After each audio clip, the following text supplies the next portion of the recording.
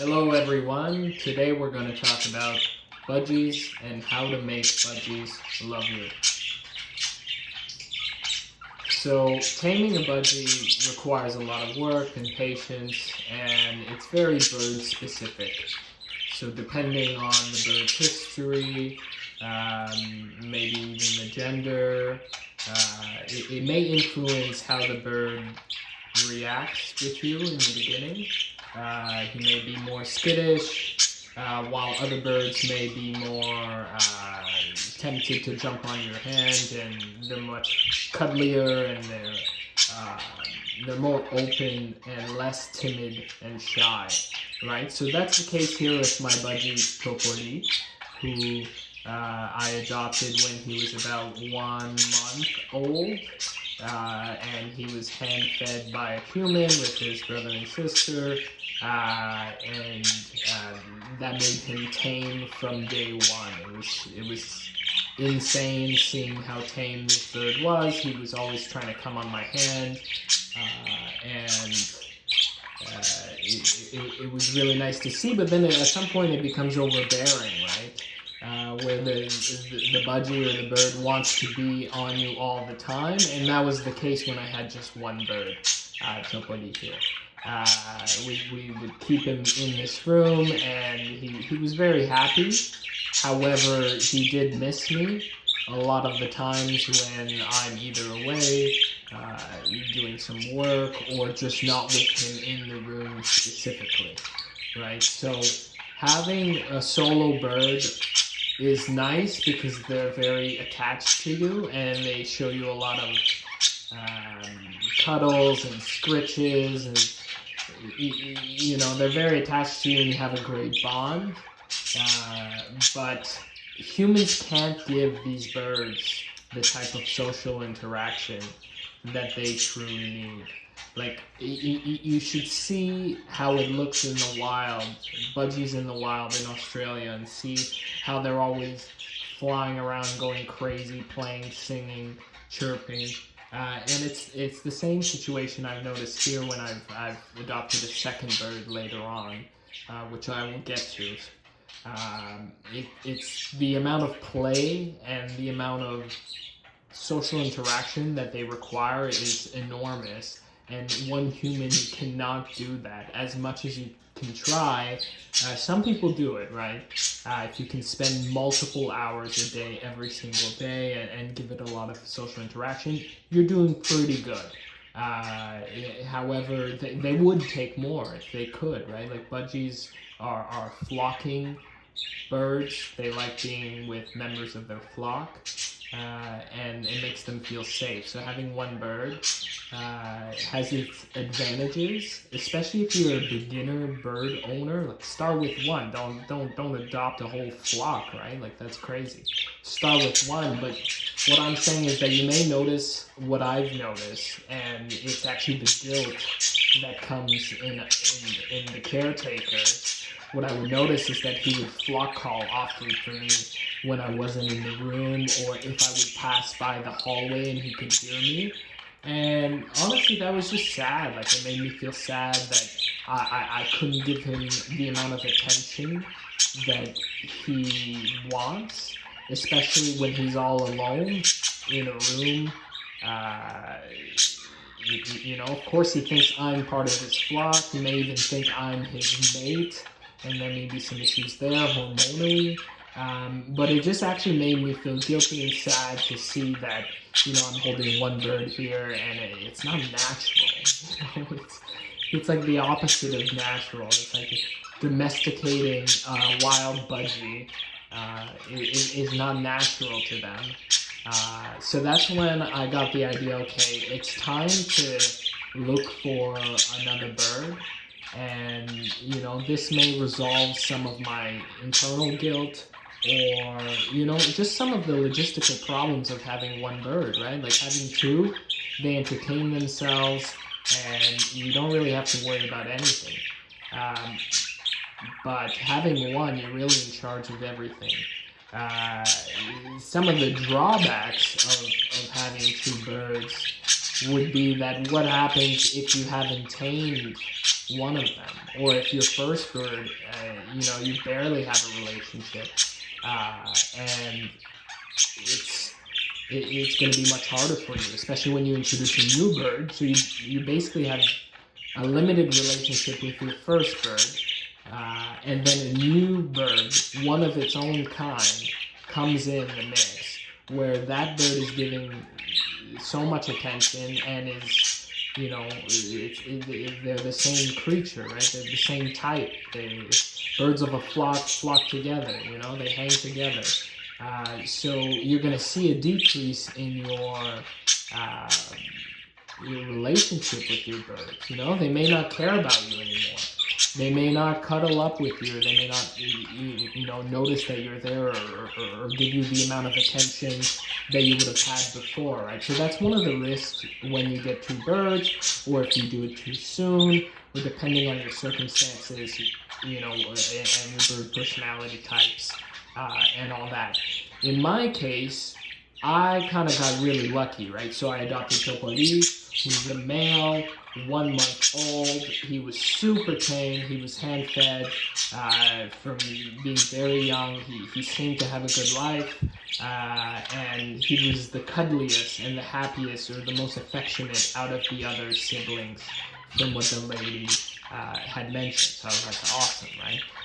So what happened when I got a second bird, and that's a whole other story, right? Let's show the second bird here, Lemu. So Lemu was a totally different story. So I adopted Lemu as well. He was a male, and I decided to take the male pairing as a choice for me. So one of the benefits of having two males is that, they can't make any babies, and they're less hormonal. They can still have hormonal episodes, and I'll get to that later, but it's not, they can't lay eggs, right? And that's one of the dangers with having a female budgie, is that they can lay eggs, and then they could get egg bound. There can be some health complications, and it takes a lot of knowledge, supplements, and veterinary care when you have any bird, right? But if you have a female, you're just opening yourself up to more responsibilities and risk of illness, and it's just a much more complicated endeavor.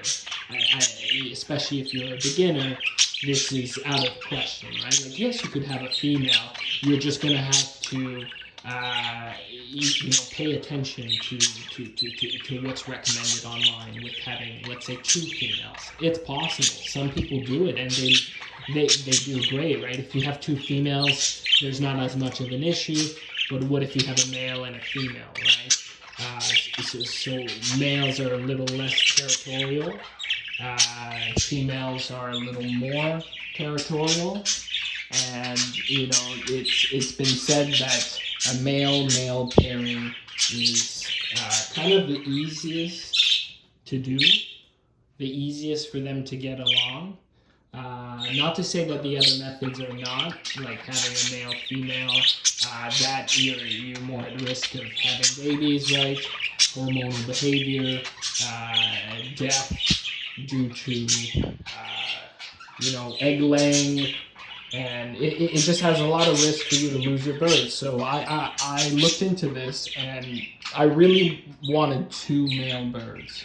So when I saw Lemu, who I adopted from a family, a very small cage, he came in, and he was very shy, and it was very hard to see him, honestly. Like, I'm glad I found him, because the home he was with did not seem to be giving the bird its best life, and I'm sure they were trying their best, and there's a lot of knowledge gap out there, and everybody's trying their best, right? But I was very glad to find him, because he was in such small cage, like the smallest cage you could think of, insanely small cage, and he was flying around in the cage, hurting himself when when I got him, and that was 1 month later after adopting Topoli, the bluebird.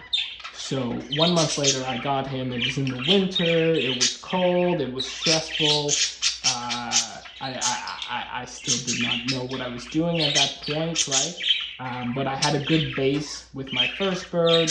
I knew he was healthy, and then it was off to finding this one, right? So I brought him in, and he was flailing around in the cage. It was very stressful. I brought him home, and he was flailing around in the cage every time, my finger would go near. I'd come near to the cage, but I needed to take care of that cage, give him food, give him water, keep it clean, right? So it was definitely challenging.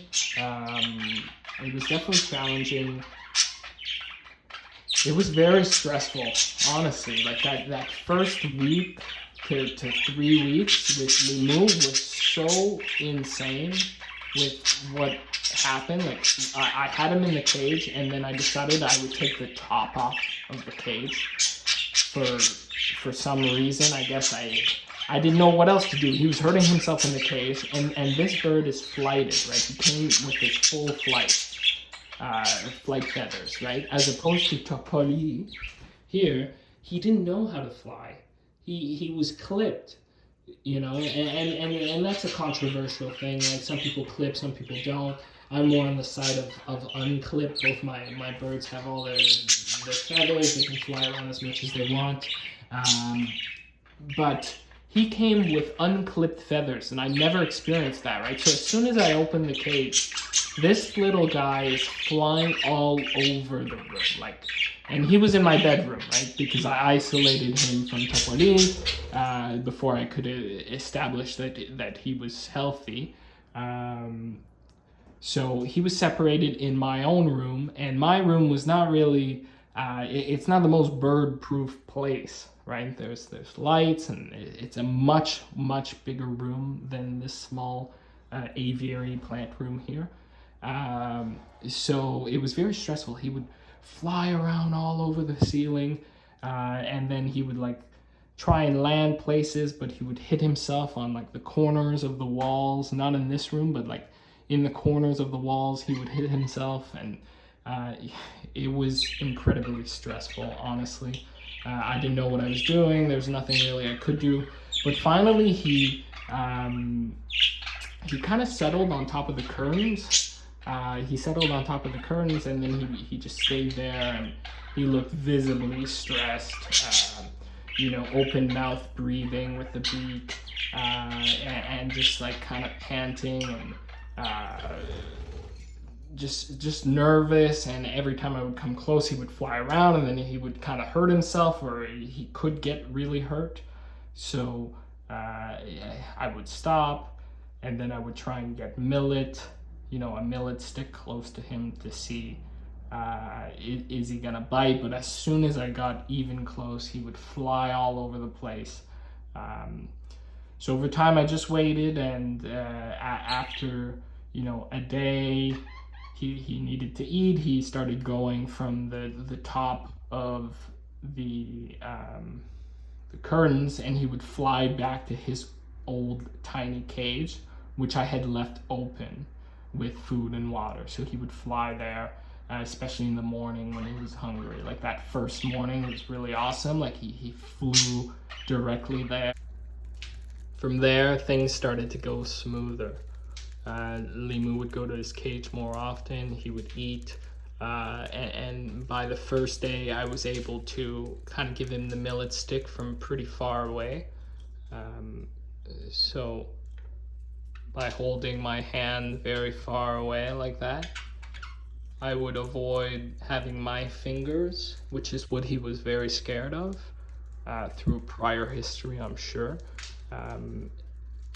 This way he could access the millet without being too close to my hand, and that's how I initially gained trust, right? So through food, you're able to gain trust with the budgies pretty rapidly, especially when they're hungry, and they're usually more hungry in the morning. So as the bird kind of relaxes and starts to stop stressing, you're able to use food to kind of get some initial rapport with your bird while keeping in mind the distances, right? So I've done some of those mistakes as well, where like, you know, you try and get your stressed out budgie to like you, but it may just not be the good time, right? Like you're going with your hand and you're like, come on, step up, and you know they're just flying away and getting super scared of you, and you feel like you're just ruining the relationship at that point, right? So it's really important to just kind of gauge the body language of your bird and see, you know, what their pace and what they're comfortable with. So I'm a big believer that we should treat, hey, guys, come on. Yeah, I'm a big believer that we should really treat the birds like with respect, in a way where how we treat humans with respect, with, you know, how we give them safe distances and we don't get too close and we don't invade their personal space. Well, it's the same with birds. They don't like when we invade their personal space, especially when they're not comfortable and they don't know you, you know. So it's very similar to how humans interact with other humans. Like birds also feel some of these emotions or stress out and are fear. There's a fear of unknown, and you know, we can all relate to that, right? So just remember that when you're dealing with your bird, is that you know, they may not be ready for it, and with time they start doing some of this stuff where they just won't leave you alone. They just jump on you all the time, and then they fight for being on the best spot, right? So through millet is really one of the first steps. And then some other strategies that you can use is talking to them, right? Like talking to them by name, using up talk. So most of us do this naturally when we're talking to an animal or, you know, something cute. We'll talk like this. Hey, you're a good boy. You know, raise our intonation like that. And birds react to that, right? Like they understand to a certain level that that is positive, right? Like that's a good thing, right, boys? Good boys, right? As opposed to good boys, right? It's a completely different thing. So for positive behavior, you really want to use up talk and, you know, talk to them, maybe even sing to them, repeat their name, say some cute, cringy stuff. You know, that's all good. That's how you get them to like you. So make them feel loved with your voice, make them recognize their name and their voice, and that's going to help, right? So some other things that you're going to want to do, obviously, is have a good amount of toys. So you're going to want to have some toys for them to occupy themselves. And you're going to want to have different types of toys and a lot of toys, so that you can kind of rotate the toys, you can clean them, and they don't get bored from the toys. So birds really like this one. It's a party ball where they have some stuff they can shred with their beaks out of here, and they have fun just pulling it out and taking, you know, the sticks out and throwing them on the floor. They get a nice kick from that. Also, they enjoy these. They like shredding it and destroying it. So it's a really good way to avoid boredom in your bird. If you have one bird, you're going to deal with a lot more boredom. So you really want to invest in some good toys. And the awesome thing, I'm not sure in your country, in your area, where you can find these, but look for local businesses or, you know, countries in your province, state, in your country. You know, usually they sell these for like $10 each, right? 10 to 15, sometimes $5 each, as opposed to necessarily buying off Amazon. I really like buying my toys more local to me and more like mom and pop shop. I feel there's just better quality. It's just some people at home that are kind of like making these toys with a bunch of equipment and, you know, stuff, which I think is really cool. It's neat. I couldn't do that, but like some of these look really nice. Like this is really nice. Like this is for birds. This is for budgies. Like this looks so cute, right? So the birds really like that. They like to shred on different textures, and you know, it just occupies their time, make sure they're not bored. And then some of the things I really like doing is, you know, alternating the toys I'm using or alternating where I'm putting them. So when you go and you clean the cage, what you can always do is change the order of, you know, either your perches or your toys. Usually the food bowls, the water bowls, I usually keep them at a similar spot just to remain constant. But when it comes to toys and stuff and perches, it's really good for them not to get bored and have, you know, sometimes they have their favorite toy, which Lemu's favorite toy is this one. When that one's in the cage, he really likes being in the cage, right? So it just alters the behavior, and it's also a good way to avoid some of the hormonal behaviors that come with, you know, when you have a bird that's too used to its nest, if you think about it that way.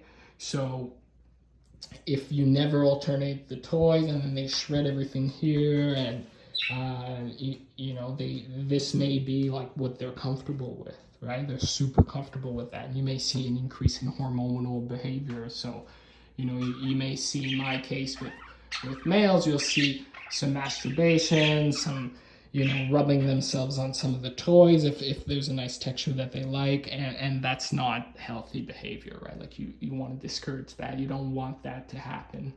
So some of the ways that I've helped with hormonal behavior, one is to have more nighttime.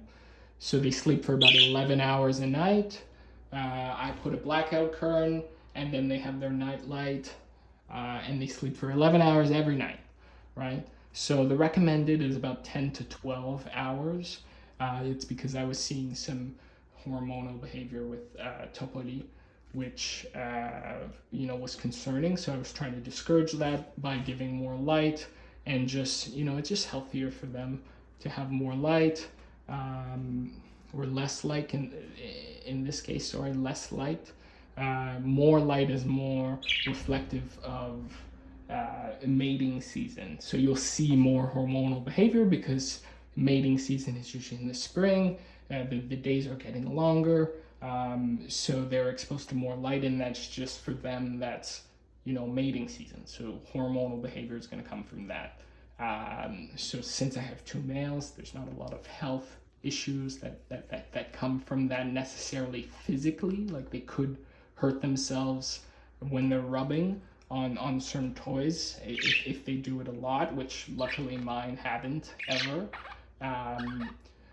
But, you know, with females, hormonal behavior can lead to egg laying, which is much more scary.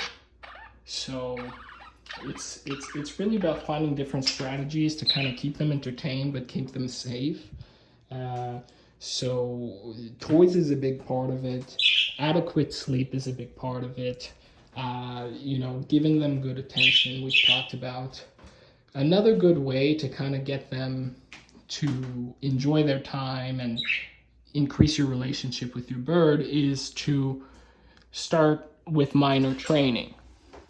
So one of the tools that I've used for training is that I grab one of these sticks, tiny little sticks, and then I tell them, touch the stick. Then they chew on it a bit. Good boys. Touch the stick. Good boy. Lemu, touch the stick. Good boy. Very minor training. It gets them used to the point end of the stick. Sometimes they just really like chewing on it, or sometimes they go on top of it.